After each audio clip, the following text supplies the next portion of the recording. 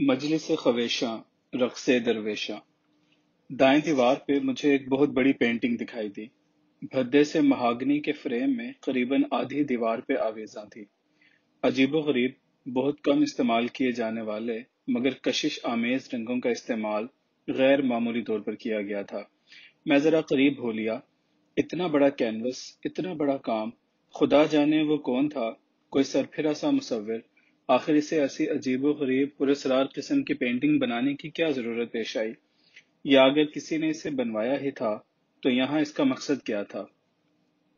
میں اپنی پنگا لینے اور کرید کرنے والی عادت سے مجبور ہو کر پینٹنگ کے بالکل قریب چلا گیا۔ ایسا نفیس، باریک اور تفصیل کا اعلیٰ کام دیکھ کر میری دلچسپی دو چند ہو گئی تھی۔ میں آنکھیں پھاڑ پھاڑ کر دیکھ رہا تھا۔ تصوراتی، فنی، تفصیلی، جزبینی اور موضوعاتی حوالوں سے ایسا لطیف، شفاف اور نظر نواز کام کہ دیکھنے والا اسے دیکھتا ہی رہ جائے۔ لیکن یہ ایسا وسیع و عریض کینوس تھا کہ انسانی دائرہ بصارت یک بیک اس کا احاطہ کرنے سے قاصر تھا۔ یا تو سامنے ذرا دور کھڑے ہو کر اسے کلی طور پہ سمجھا جا سکتا تھا، یا پھر قریب کھڑے ہو کر اسے جزوی طور پہ دیکھنا پڑتا تھا۔ میں ایک بار پھر پینٹنگ سے ہٹ کر ذرا دور کھڑا ہو گیا، مکمل طور پہ فریم کو فوکس کر کے غور سے اس کا جائزہ لینے لگا۔ اچانک مجھے یوں لگا جیسے روشنی مدھم پڑتی جا رہی ہے، آنکھوں میں چوند پیدا کرنے والی روشنی کے بجائے پولی پولی پوتر سی چاندنی کھل اٹھی ہے۔ ملجگا سا اجالا بڑا سکون نوازا محسوس ہوا۔ لوبان کی بھینی بھینی مہک کا جادو نہ جانے کدھر سے بولنے لگا تھا۔ میں ششدر سا اس بدلتی رت اور کروٹ بدلتے ماحول پہ غور کرنے لگا۔ مان میرے دماغ میں ایک کوندا سا لپکا، یاد آیا کہ یہاں وہ تانگے والا مرد سیاہ پوش بھی موجود تھا جس کی معیت اور رہبری میں اس طلسم کدے تک پہنچا تھا۔ وہ جہاں بیٹھا ہوا تھا وہ تخت پوش تو اب خالی تھا۔ متوحش نظروں سے ادھر ادھر دیکھا، وہ کمرے میں نہیں تھا، یا پھر مجھے دکھائی نہیں دے رہا تھا۔ اس سے پہلے بھی وہ دادا کے دربار پہ اسی طرح غائب ہو گیا تھا۔ بتقاضۂ بشریت ہلکے سے تردد کی لہر ترترائی ہوئی آئی اور میرے اندر کی طمانینت کو محسوس کرتے ہوئے لہرا کر کہیں نکل گئی۔ اب پھر میری تمام تر توجہ کا مرکز وہی سامنے والی دیوار، عجوبہ روزگار دیواری تصویر تھی۔ تصویر کو دماغ میں فوکس کرنے سے پیشتر میں نے اپنے تمام تر ظاہری باطنی حسیات کو انگیخت کر دیا تھا۔ پینٹنگ کے ہزاروں مختلف زاویے چشم زدن میں میرے دماغ میں محفوظ ہو چکے تھے۔ پھر میں نے علم تقویم کے ایک خاص طریقے کے تحت پوری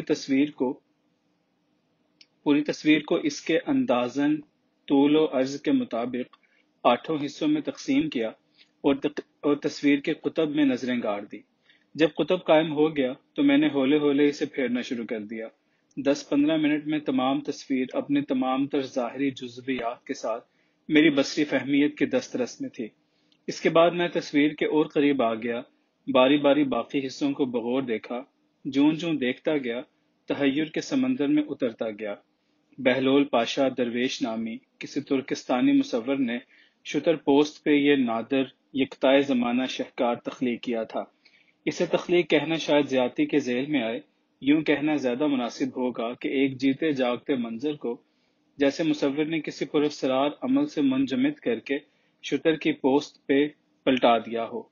پورے قد کے 5 درویش محو رقص ہیں۔ اس عمل میں ان کی محویت، سرمستی اور وارفتگی بلکہ ان کی باطنی کیفیت، روح کی سرشاری تک جو ان کے انگ انگ اور انداز و اظہار سے مترحش تھی، قابل دیدنی تھی۔ ان کے حلقہ رقص سے ذرا ہٹ کر 2 عجیب سے حلیے اور چہرے مہرے والے کوہستانی بڑی لہک بہک سے بیٹھے اسی رنگ ترنگی میں رنگے نفیری اور دف بجا رہے تھے۔ ان کے چہرے عیاں تھے جبکہ رقص کنا درویشوں کے چہرے ان کے گلے پڑی دستاروں سے ڈھکے ہوئے تھے۔ پشواز نما گھاگروں پہ کسی ہوئی چرے گریباں والی الفیاں، سرخ باناتی کمر کس پٹکا، سنگ یشب کے موٹے موٹے منکے والی مالائیں، گھیرے دار کھلی ہوئی آستینیں جو دست پنجوں کے پاس گاؤ زبان کی مانند بالشت بالشت لڑکی لہرا سی رہی تھی۔ پس منظر میں سنگ خار کی دردیدہ دیوار جس کی دراروں سے گندک کے پھوک اور نیلگو برادے کی شفاف قلموں سے قطرہ قطرہ ٹپکتے ہوئے زمرد پارے، ان کی جلوہ میں لہریے لیتے ہوئے کل بلاتے دھواں دھواں سے بخورات، کھونٹیوں سے لٹکے ہوئے آبے گلگوں کے چرمی مشکیزے اور خوش قدوں کے کاسے، نیچے زرقائی خس کے ردے۔ یہ منظر کسی ایسی خانقاہ کا ہو سکتا ہے جس کا محل وقوع دور افتادہ پہاڑوں میں ہو۔ وہاں کہیں نیم تاریک گھپاؤں، غاروں، عبادت گاہوں میں یہ تاریک کو دنیا درویش رہتے ہوں گے۔ کوہ بستون، کوہ جودی، کوہ البرز کی گھاٹیوں، شہر خلیل کے تہ خانے، کوہ ارارت کے بلائی درے، کوہ سینا کے پیچ دار سلسلوں میں کئی زمانوں سے ایسے مجرد درویش اور سائم الدہر صالح صوفی دیکھے جاتے رہے ہیں جن کی اشغال عبادات اور طور طریقے بڑے پراسرار اور آسانی سے سمجھ میں نہ آنے والے ہوتے ہیں۔ ان کی زیادہ تر عبادت تزکیہ، مناجات، آہ و بکا اور ایک مخصوص تال و سم کے رقص پہ محمول ہوتی ہے۔ درمیانے سے دائرے میں والہانہ انداز میں رقص کرتے ہوئے یہ درویش دعائیہ ود بھی کرتے ہیں۔ یہ پینٹنگ بھی ایسے ہی ایک منتظر کو زندہ و تابندہ کیے ہوئے تھی۔ اونٹ کی کھال پہ کسی مخصوص عمل سے یہ رنگین اور حسین منظر کشی کی گئی تھی۔ زمانہ قدیم میں کھالوں، چھالوں، پارچوں، پتھروں اور مختلف دھاتوں پہ مصوری، خطاطی اور کندہ کرنے کا فن اپنے عروج پہ تھا۔ کاغذ، کینوس تو بہت بعد میں آیا۔ اسی طرح رنگین مصوری بھی بڑی محنت اور مشکل طلب تھی۔ رنگین مصوری کے لیے مختلف اقسام کے معدنیات، نباتات، حجریات سے رنگوں کے لیے بنیادی مواد حاصل کیا جاتا تھا۔ سونے چاندی کا محلول ملمع، کانچ، ابرق، ریگ سیاہ سرخ، مچھلی کا پتا، شنگرف، رانگ، آب پارا، تانبا چون، ہمہ اقسام تیزاب، مختلف اجناس کے نشاستے اور تخم، سنگ ابری، توتیا، چونا، خون خرگوش، کستوری، لوبان، کافور، درختوں کی چھالیں، گودے اور پھل پھول تک استعمال میں آتے تھے۔ اس تصویر میں بھی مصور نے بڑے دھیمے، دیرپا، فطرت کے قریب تر اور نظر نواز قسم کے رنگ استعمال کیے تھے۔ اس تصویر کو آسانی کے ساتھ رقص درویشاں یا مجلس درویشاں کا نام دیا جا سکتا تھا۔ گو ان رقصانوں مستان درویشوں کے چہرے چادر سے ڈھکے ہوئے تھے، لیکن ان کی نیم و مخمور مدہوش سی آنکھوں میں ایک عجیب سا تجسس، تلاش اور تڑپ سی تھی۔ مجھے یوں محسوس ہونے لگا جیسے وہ پانچوں درویش مجھے ہی کھوج رہے ہوں۔ ہر کوئی آنکھوں کی زبان سے کہہ رہا ہو کہ میری طرف دیکھو، صرف میری طرف۔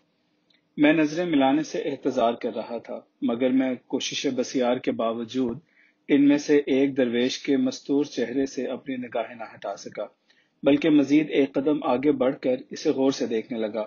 معاً مجھے یوں لگا کہ وہ درویش میرے اس آگے قدم بڑھانے کے عمل سے خوش ہوا ہو۔ اس کی سمندر کی مانند گہری اور کسی تیر کی طرح دل میں کھپ جانے والی آنکھوں میں ایک خیرہ کر دینے والی چمک سی پیدا ہو گئی تھی۔ اس کی آنکھیں سکڑنے پھیلنے کے عمل سے گزر کر اب کون کی مانند کھل اٹھی تھیں، جبکہ اس دوران میں نے ہلکی سی آنکھ بھی نہیں جھپکی تھی۔ لا ریب، اس نے مجھے ساکت و مسحور سا کر دیا تھا۔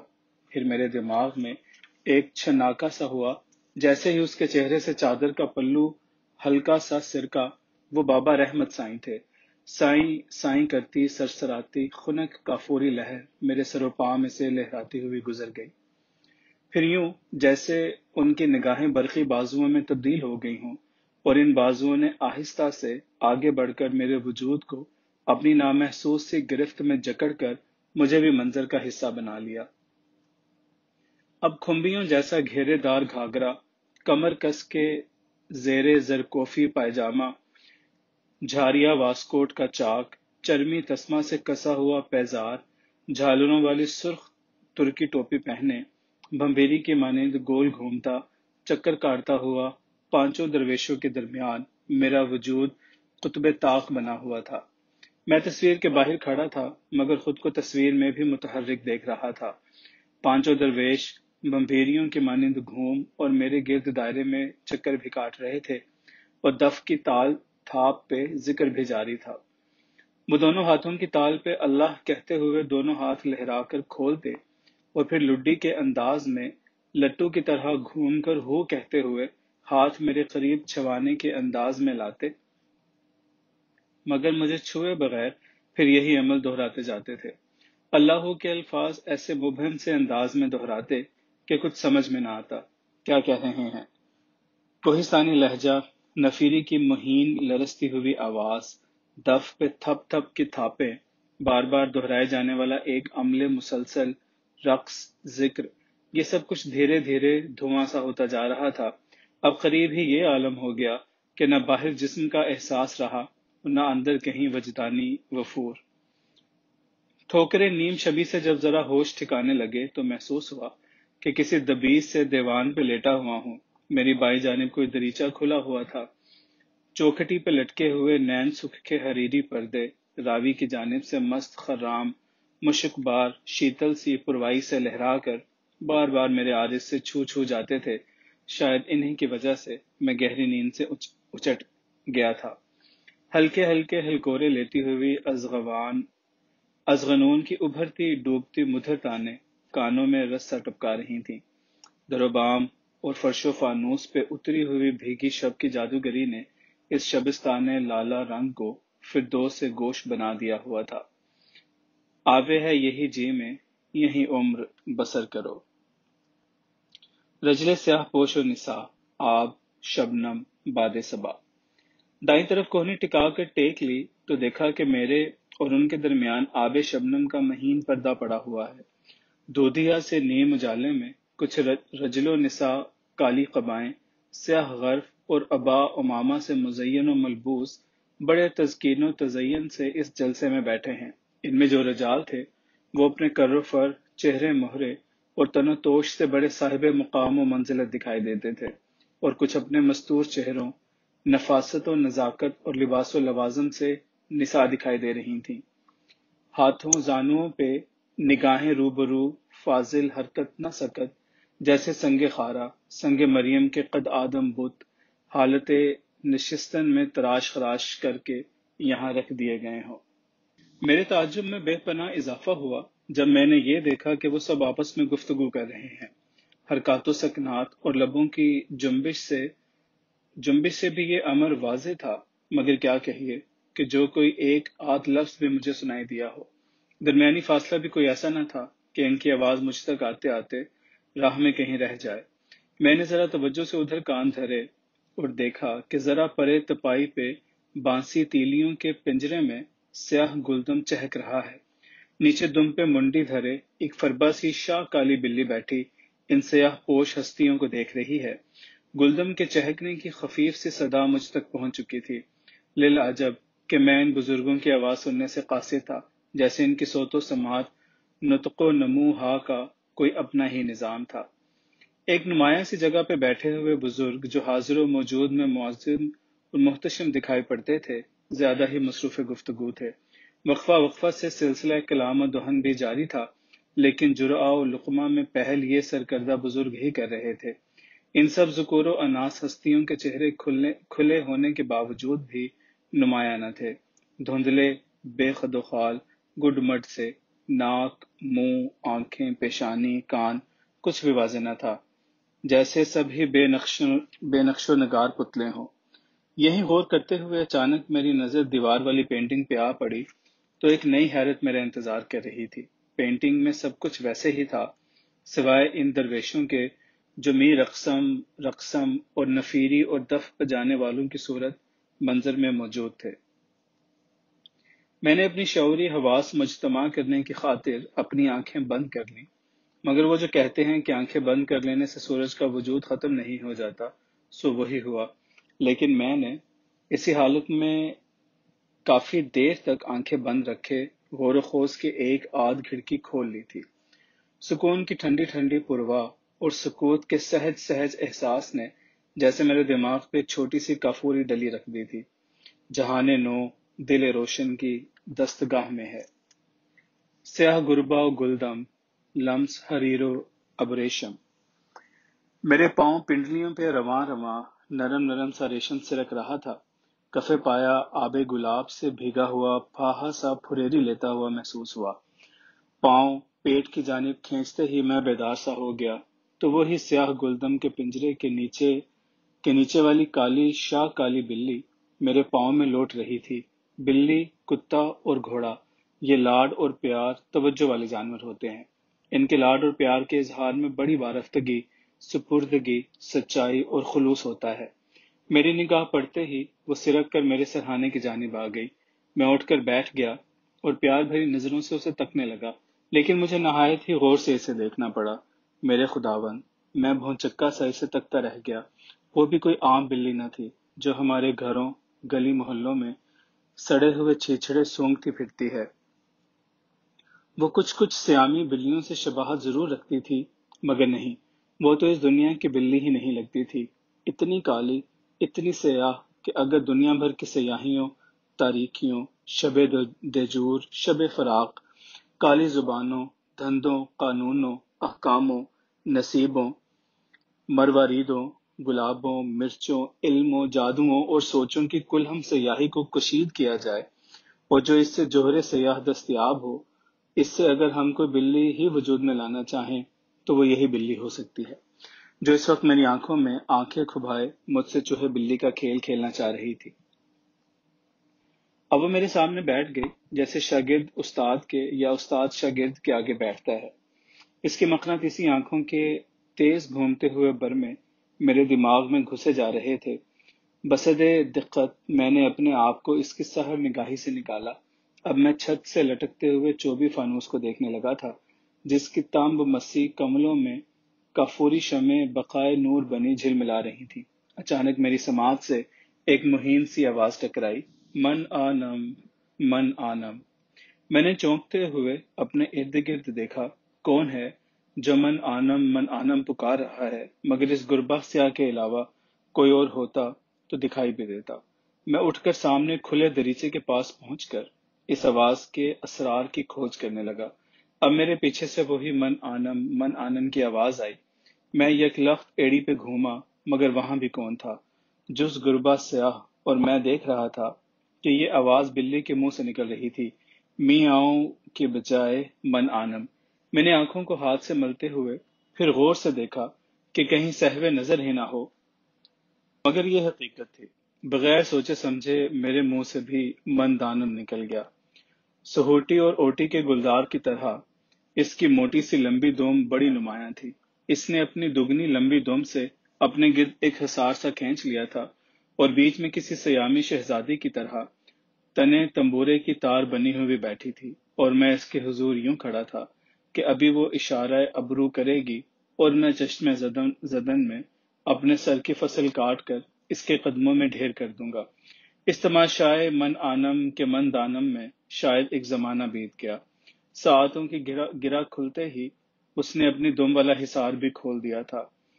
کمال استغنائے دلبری سے وہ اٹھلا کر اٹھی اور سر کو ایک جھٹکا سا دے کر بائیں جانب ایک دروازے کے پاس پہنچ کر رک گئی۔ دروازے کا آبنوسی پٹ کھلا ہوا تھا۔ چوکھٹ پہ رنگین کانچ کے موتیوں، شیشے کی موگرا لڑیوں کی ایک خوبصورت سی آبشار لٹکی ہوئی بڑی دل فریب دکھائی دے رہی تھی۔ اس چوکھٹ کی لٹکتی ہوئی آبشار دیکھنے میں مگن تھا کہ اچانک کسی آبشار میں چھنانن چھنانن کی مترنم آواز کے ساتھ ہلکا سا ارتعاش پیدا ہوا۔ موتیوں اور شیشے کانچ کے موگروں کی ایسی جھالریں بمبئی، کاٹھیا واڑ، پونا، پٹنہ، رامپور، لکھنؤ اور حیدرآبادی امراء کے محل سراؤں، حویلیوں کے چوکھٹوں پہ بڑی بڑی بہار دکھائی دیتے ہیں۔ ان میں بڑے خوبصورت جاذب نظر رنگوں سے ڈیزائن بنائے جاتے ہیں۔ ان جھالروں والی چوکھٹوں سے گزرنے والا بڑے دلچسپ تجربے سے گزرتا ہے۔ ہلکی سی جل ترنگ، چھنانن اور پھر کئی لمحوں تک ان لڑیوں کا آپس میں ٹکرانا اور ارتعاش پیدا ہونا بڑا اچھا لگتا ہے، اور انسان کے موڈ مزاج پہ بڑا خوشگوار اثر ہوتا ہے۔ ان رنگین لڑیوں کے ساتھ ایک اور چیز بھی اسی تہذیب کا حصہ ہے، وہ ہے موتیوں موگروں کی لڑیوں والے کمرے میں جھولتا ہوا سنگھاسن۔ پیتل تانبے کے منقش سریوں، زنجیروں اور آبنوس کی قیمتی لکڑی کا بنا ہوا منقش دیوان یا خوبصورت جھولا عین کمرے کے وسط میں چھت سے لٹکا ہوا ہوتا ہے۔ سندھ کے وڈیروں کے ہاں بھی اس کا رواج ہے۔ اس جھولے پہ گاؤ تکیے کے نیچے غالچہ یا توشک وغیرہ ہوتی ہے۔ گھر کے افراد تفریح، قیلولے یا استراحت کے لیے اسے استعمال کرتے ہیں۔ ہاں، تو میں ذکر کر رہا تھا کہ اس موتیوں والی آبشار میں ارتعاش کے ساتھ جل ترنگ سے بج اٹھے تھے۔ یہ چوکھٹ دروازہ بھی اسی دیوار کے بغل میں واقع تھی جس دیوار پہ مذکورہ بالا پینٹنگ آویزاں تھی۔ جل ترنگ بجنے کی وجہ یہ تھی کہ گربا سیاہ اپنی ہنٹر نما دم سے جھالر کو اس انداز سے جھال رہی تھی جیسے کوئی ماہر سارنگی نواز اپنی تانت تڑی سے سارنگی کی تنی کسی ہوئی تاروں کو کھسوٹتا ہے، اور میں اپنی جگہ سوچ رہا تھا کہ چاچی کے ہاں سانپ سے پالا پڑا تھا، پھر لاہور آ کر بابا رحمت سائیں کے کتے سے واسطہ پڑا، بازار میں کھالوں والے گدھے سے جس نے میرے اوپر بدبو بھری کھالیں الٹ دی تھیں، اس کے بعد تانگے والے یا علی مدد مرد سیاہ پوش کے اسب تازی سے سابقہ ہوا جو میرے منہ سے جمنا جل کی جل ککڑی جا جبل پور میں جھانکے نکلنے پہ الف کھڑا ہو گیا تھا اور میں گرتے گرتے بچا تھا۔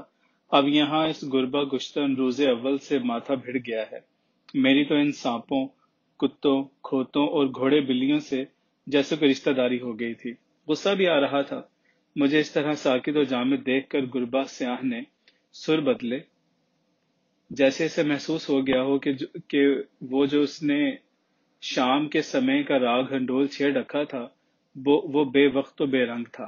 اس نے فوراً دم کے دمدمے کو گھما کر جیسے انگ بدلا، اب وہ راگ دیس کو دمے رہی تھی جو قریب قریب اسی سمے یعنی آدھی رات کا راگ ہے۔ آرزوئے وصل، درشن کے پیاسے دو نینوں کی التجا، ہجر فراق دیا لمحہ راتا جنہ انگ انگ میرا سلیا، رقص بسمل درد و بچھوڑا اندر و اندری وانگدا رہندا پانی درد حیاتی دا۔